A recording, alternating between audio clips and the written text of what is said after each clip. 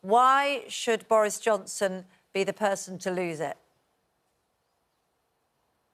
Well, no Prime Minister ever before has misled Parliament in the way that Boris Johnson has done. He is now a disgraced former Prime Minister. This cross-party committee, the Privilege Committee, no Liberal Democrat MP on it, was Labour and majority Conservative, found that he lied on many occasions on really important issues and has brought real sadness and distress to tens of thousands of families who were bereaved during COVID. And I think this is a very serious matter.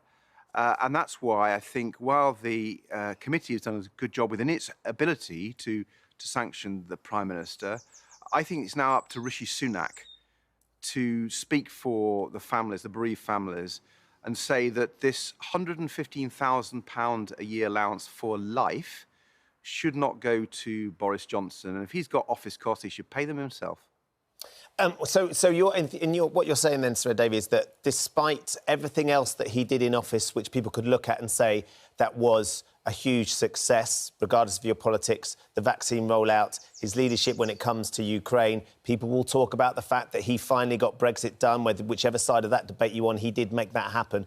Regardless of all the things he actually achieved, when the weights and measured are all assessed, what he has managed, what's happened now, outweighs all of those positives. Well, two things. I don't agree there are any positives. His trade deal was a disaster. The vaccine rollout. Well, let's talk about the vaccine rollout. Well, Sir Ed Davey, what about the vaccine rollout? Okay, what about his leadership with Ukraine? Well, let's talk about both those issues.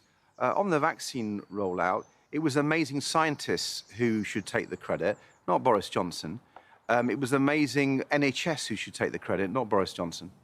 And on Ukraine, let's remember that this is cross-party agreement. Liberal Democrats, Labour Party, the SNP, every party in Parliament has supported the government policy to really help Ukraine. So I don't think we can give Boris Johnson the personal credit that some of his supporters in the press want to do that. And therefore, you've got to judge him, I think, in the round. And I don't think he's made huge achievements. In fact, I think he's been very damaging for our country.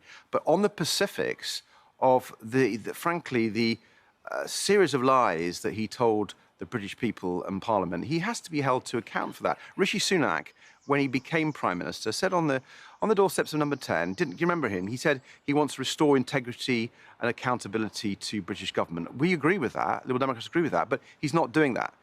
Boris Johnson has to be held properly to account.